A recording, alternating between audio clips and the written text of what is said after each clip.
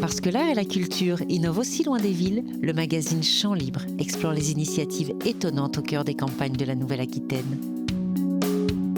Focus sur les musiques et danses traditionnelles avec le violon populaire en Corrèze. Vue sur les photographies au féminin de Mathilde Fraisse, comme une seconde jeunesse. Portrait de l'auteure, comédienne et metteuse en scène corrézienne Marilyn Lagrafeuille, qui n'a peur de rien, surtout pas de se raconter. Dans la rubrique Lue, Champ de bataille, une enquête documentaire dans une BD devenue incontournable. Avec Saint-Amand fait son intéressant, il souffle en Dordogne un joyeux vent de liberté et c'est notre grand format. Chant libre, loin des villes, le magazine des arts et de la culture en Nouvelle-Aquitaine, ça commence.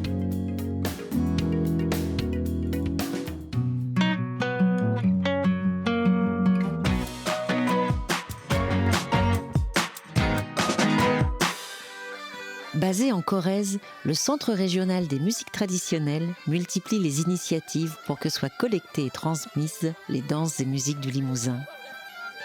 Parce que connaître son patrimoine est aussi une manière de le transcender, rendez-vous avec le violon populaire à Uzerche.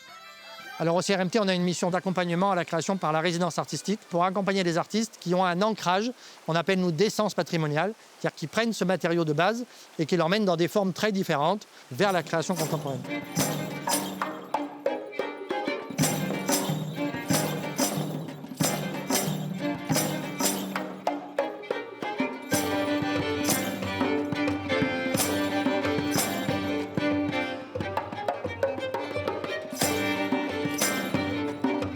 Le projet Violon populaire, il a été monté par Apolline Catalan, qui est luthière ici à Uzerche, et donc qui a voulu, avec des élèves de 4e, construire des instruments en partant de cet imaginaire du violonneux traditionnel qu'on avait sur ce territoire.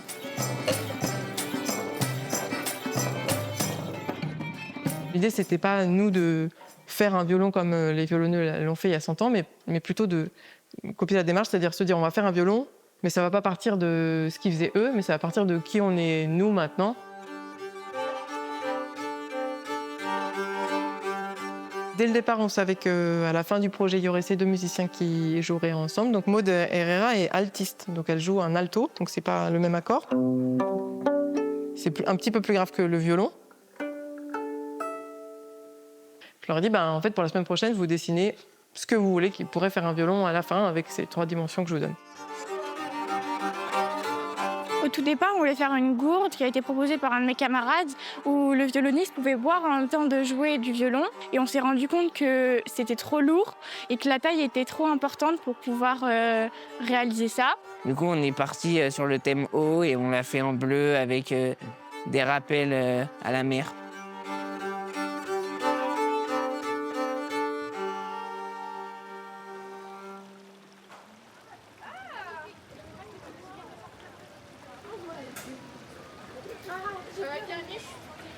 Ce soir, donc, je vais jouer avec Jean-François Vraud sur des violons populaires faits par les collégiens d'Uzerche. Moi, je suis habitante d'Uzerche aussi, donc on est très, très heureuse.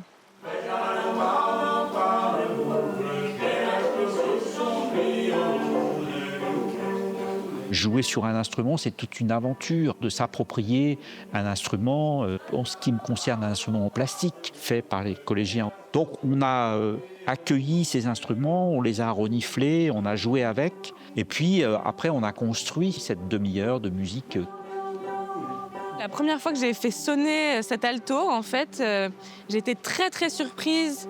Ça sonnait vraiment comme une vielle à archet du Moyen-Âge, et ça avait des très belle résonance en fait. Ils ont un son très beau, il y a des beaux graves, c'est cristallin et puis j'adore l'esthétique. Vraiment, j'ai cette esthétique léopard, un peu kitsch, je trouve merveilleuse.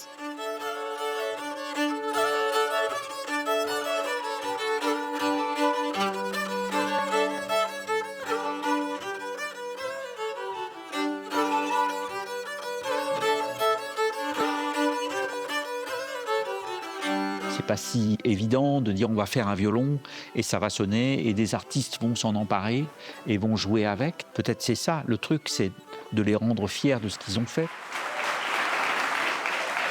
On pense que ce qu'on travaille, les musiques et danses traditionnelles, elles racontent quelque chose du territoire dont elles sont nées.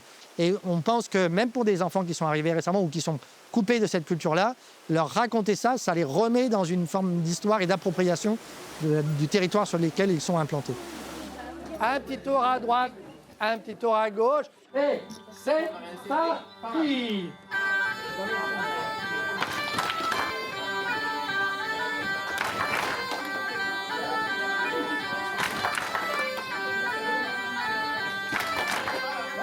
Paradoxalement, partir des musiques et danses traditionnelles, de ce patrimoine-là, c'est une façon d'ouvrir sur l'ensemble du monde. On pourrait dire, bah oui, mais on va rester sur un folklore.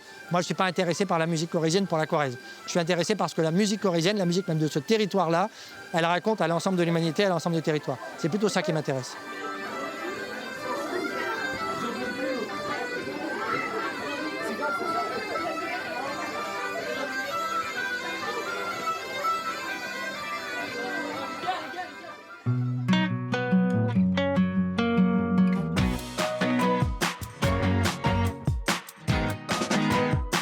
Avec la rubrique Vue, découvrez l'univers d'un photographe.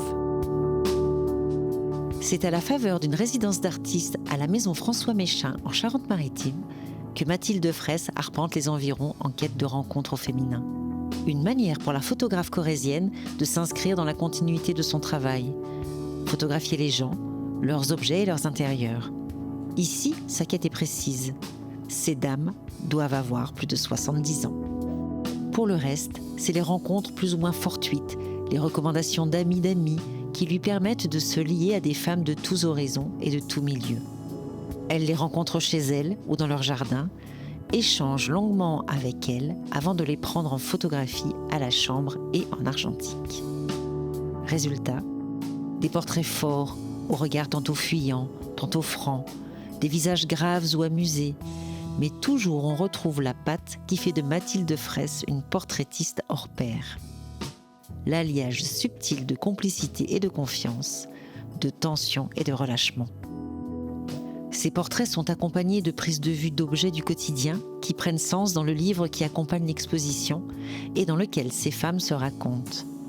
On y devine les désillusions, les souffrances, les renoncements. Quand j'étais placée, une fois j'ai fugué pour dire que j'avais été abusée.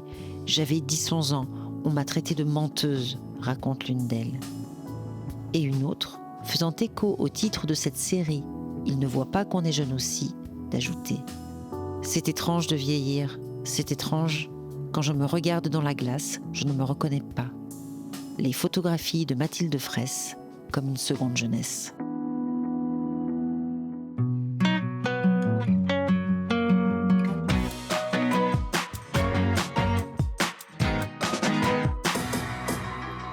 Elle a grandi en Corrèze et c'est à Chamboulive qu'elle a fait ses premiers pas dans le théâtre amateur. La voilà aujourd'hui à l'écriture, à la mise en scène et au jeu. Rencontre avec Marilyn Lagrafeuille, celle qui n'a peur de rien, surtout pas de se raconter. Moi, je suis, je dis toujours, un pur produit de l'éducation populaire. C'est-à-dire que je suis venue au théâtre, pas parce que je venais d'une famille d'artistes ou qui nous emmenaient au théâtre, mais parce qu'à un moment, à côté de chez moi, il y a des personnes qui ont décidé de monter un atelier théâtre. Donc ça a commencé comme ça, par vraiment une animation socioculturelle en ruralité, quoi. Moi, les grands courants artistiques théâtraux, je ne les connaissais pas, parce que moi, les spectacles, je les voyais à la télé. Et mes idoles, c'était Jacqueline Maillan et Maria Pacôme. On m'a aussi renvoyé, quelque part, que j'avais pas les codes et que j'avais pas la bonne culture. La culture populaire, c'est une vraie culture. Que maintenant, je mets dans mes spectacles et que j'assume totalement, en fait. Célibataire, ça c'est ma vie de single. Célibataire, ça c'est ma vie de single. Quand j'étais à Paris, j'ai travaillé avec plusieurs compagnies, j'ai fait aussi du théâtre de rue. Et mon frère travaillait, lui, avec la Java des Gaspard. Et on s'est dit, faudrait qu'on fasse quelque chose tous les deux chez nous. C'est-à-dire quelque chose aussi pour des personnes qui ne vont pas au théâtre. De jouer pour les voisins agriculteurs de mes parents, pour nos copains de l'école de l'époque qui étaient restés là. L'idée aussi d'avoir une compagnie, pour moi, c'était de ne pas attendre qu'on me propose des choses. Entrez dans la lumière. Mes parents sont là. comme un insecte fou. Je m'inquiète un peu ce qu'ils vont penser. Respirer la poussière. Ils vont quand même entendre toutes mes histoires de cul. Venir à genoux. Stan Brooke est dans la salle. Ça ne va plus avec sa femme, il a besoin de me revoir. C'est moi qui ne veux plus le revoir. Je le retrouve assis sur mon paillasson. Mon écriture, c'est de l'autofiction. Il y a une grande dimension autobiographique dans l'écriture, qui n'est pas pour parler de moi, mais qui est pour tendre un miroir aux personnes que j'ai en face de moi. C'est-à-dire que je pense que, en fait, plus c'est intime, plus c'est universel, ce qu'on raconte. On s'est retrouvés au bord du canal. Il s'est jeté sur le vin, le pâté. Il a parlé la bouche pleine, sans discontinuer, de son travail d'artiste incompris. Il m'a posé une seule question. C'est où la Corrèze? Ah ouais, Chirac? J'en avais trop fait avec le pâté de Chamboulive. Il s'était senti étouffé. Je ne m'étais pas montrée assez mystérieuse, fragile, trop rurale. Je voudrais qu'on aille au spectacle comme on va au concert, en fait. C'est-à-dire de se dire que ça va être une soirée de fête, on va retrouver des personnes qu'on aime, où on va vivre des émotions et où on n'a pas besoin d'avoir les codes. Alors ça, c'est une carte pour l'équipe du Théâtre du Cloître, mais c'est une carte qu'on a achetée à Civray. Alors nous, en tournée, on fait une chose avec Sébastien, c'est qu'on envoie des cartes postales des villes dans lesquelles on tourne. Alors la compagnie, elle a été artiste associée avec le Théâtre du Cloître pendant 3 saisons. Et on a mené un travail de création avec des adolescents et des adolescentes du territoire. C'est-à-dire que moi, j'avais envie de créer des spectacles comme les spectacles qu'on fait dans la compagnie, c'est-à-dire autofiction et musique live, avec des jeunes personnes. Tout part des gens qui finalement sont sur scène là. À notre âge, on a tous eu déjà une grosse pression sur les épaules en tant qu'adolescents.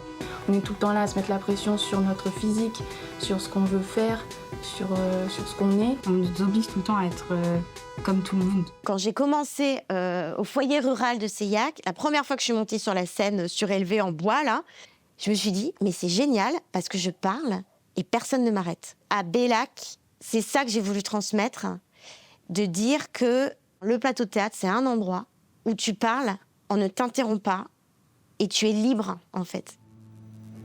Je me sens perdue dans ma vie. Je sais pas ce que je vais faire et je sais pas où je vais. De transmettre ça, pour moi, ça a été hyper fort. Et je crois que ça a changé des vies quelque part. Mais ça m'aimait vachement, en fait, de dire ça. Comme moi, ça a changé ma vie, en fait. Les amis sont nés pas, je suis seule à la barre. Tout ira bien.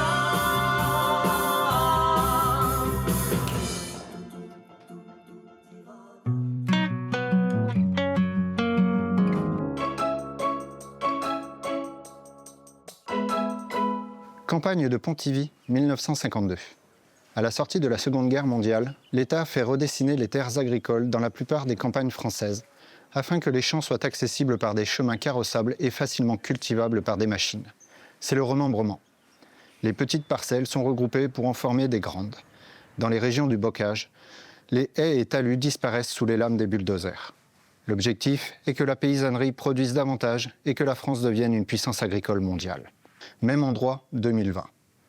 Au cours de ce processus, la taille des fermes augmente considérablement et les plus petits paysans disparaissent. Cette politique décisive pour le déploiement de l'agriculture intensive a, jusqu'à aujourd'hui, été peu documentée.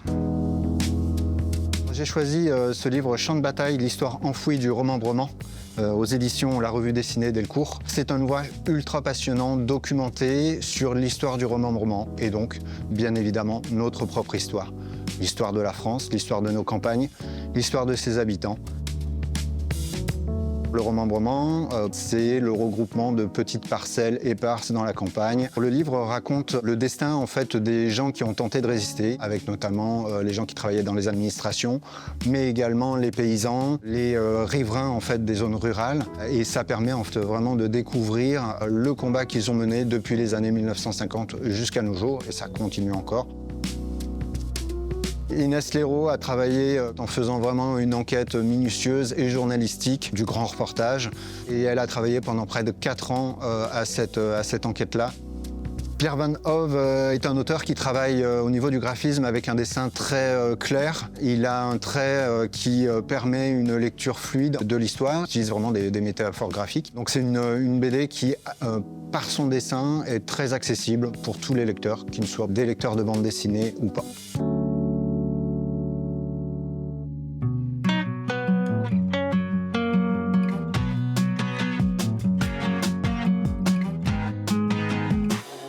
Saint-Amand-de-Colly, petit village de Dordogne, est connu pour son remarquable patrimoine, mais aussi pour son festival dédié aux arts de la rue, où se presse une foule aussi nombreuse que bigarrée.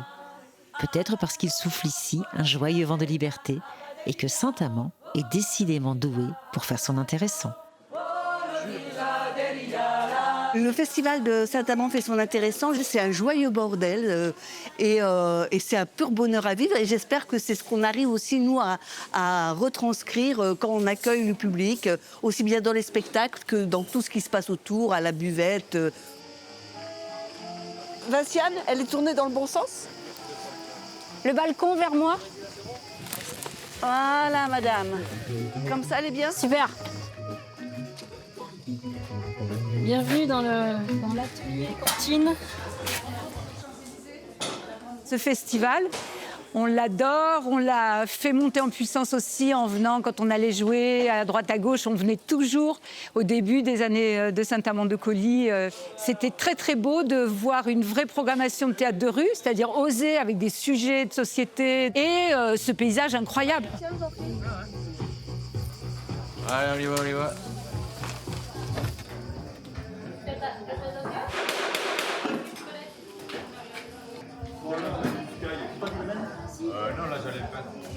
J'ai plus de stress et de trac à travailler ici que de travailler dans la mégapole. C'est du premier coup. Le beau, le merveilleux, la rencontre, elle est vraie partout. C'est ça qui m'intéresse et c'est ça qui me porte en tout cas. Hein? Ça n'arrête plus à commencer, ça.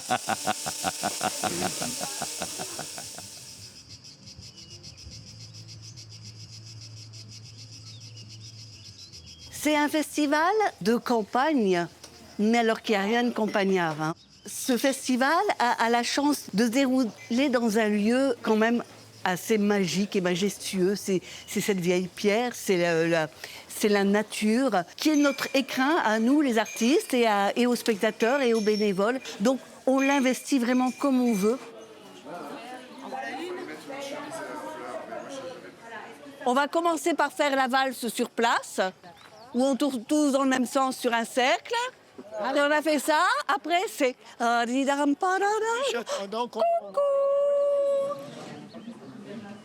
On s'est dit, non mais ce qui se passe dans le monde, ça va valser à Saint-Amand. On va l'assumer artistiquement, au propre et au figuré. Et en même temps, on avait un carrousel. Comment mettre en cavale un carrousel? Et puis, les artistes, ils ont toujours des idées. Et on construit comme ça. On prépare la résidence de création. Et voilà, nous y sommes.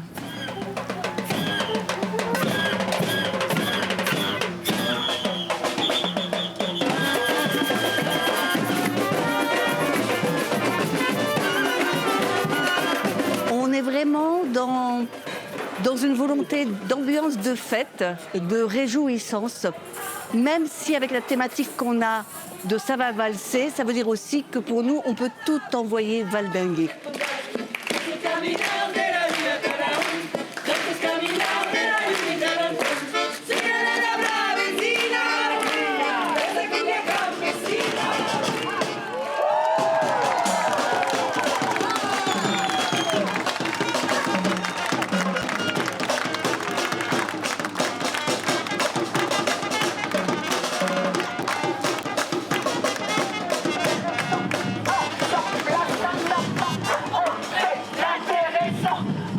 Les spectacles sont toujours choisis en fonction de la couleur qui nous entoure socialement, politiquement, culturellement. Il y a toujours cette audace.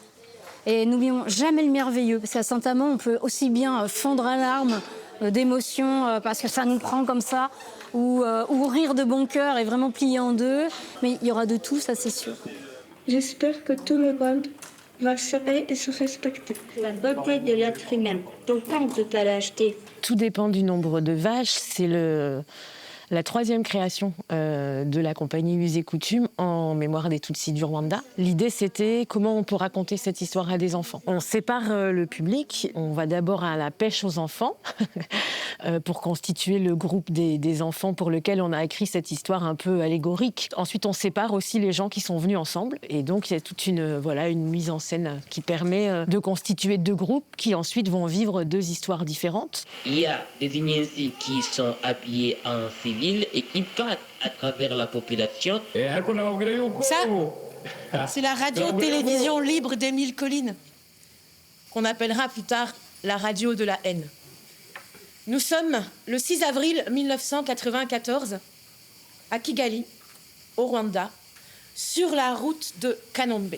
Certes, on est là aussi pour s'amuser, partager, avoir du merveilleux, mais c'est aussi faire référence à tous les sujets d'actualité importants de ce qui nous touche dans la vie. Et donc, on choisira toujours des spectacles engagés. Elle est salée comme des larmes. Elle est salée comme quand on pleure. Tu vois, je sais bien que quelqu'un pleure là-haut. Je ne suis pas naïf, hein. Je te dis, on ne peut pas t'aider. Élise n'est pas là. Elle est partie rejoindre une tante à Rwengeri. Allez, va-t'en maintenant. Je ne peux pas parler. Une tante à Rwengeri. Allez, va-t'en. Oh, d'accord. C'est pas parce que c'est l'été et qu'on va dans un festival de rue qu'il faut juste qu'on mange une glace. On continue à avoir un cerveau, on continue à avoir envie de penser, de partager. C'est important de le porter, et d'autant plus important de le porter dans la rue pour peut-être que ce soit vu par le plus grand nombre. Mais je ne rêve pas non plus.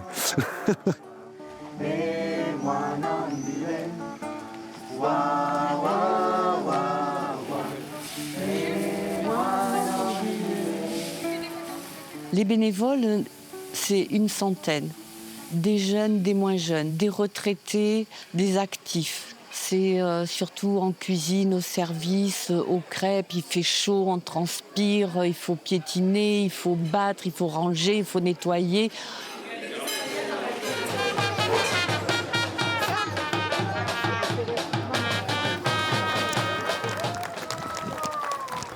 Saut de biche. Avant chaque spectacle, on essaie de demander, avec la générosité des gens, le soutien aux artistes, au festival. Entrez, vous n'êtes obligés de rien, mais si vous voulez soutenir le festival, bienvenue. La ruralité, ça rime avec mixité et partage. Voilà. Donc je fais ça pour ça, par amour. La clique était venue en résidence 2-3 jours à Saint-Amand. C'est une batouk, c'est une fanfare, c'est une chorale, ce sont des danseurs, mais ce sont des gens d'ici. C'est une proposition extrêmement fédératrice localement. Moi, ce qui me plaît, c'est que sur les territoires ruraux comme le nôtre, ici en Dordogne, en fait, on est nombreux à être tout seuls. Et je trouve ça super qu'il y ait des entités comme ça qui se réunissent et de faire des projets ensemble. Et c'est pareil en fait pour les personnes qui montent des événements, des festivals. Il faut savoir que c'est pas facile quand même de faire ça. Et les gens qui arrivent à faire ça de manière pérenne comme ici, c'est quand même la grosse classe parce que c'est un vrai combat.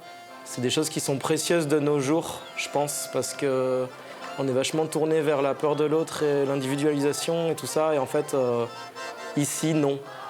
Et en fait, ce festival, c'est ça. C'est les gens sont aimantés à Saint-Amand.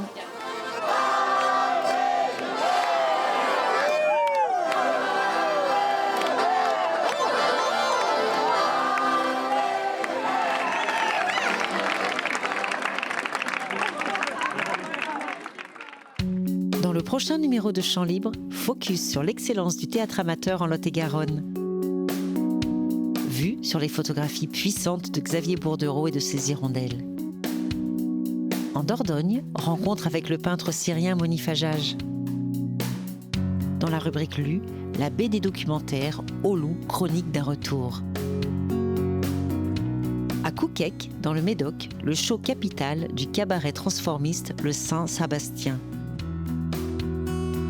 Chant Libre, loin des villes, le magazine des arts et de la culture en Nouvelle-Aquitaine.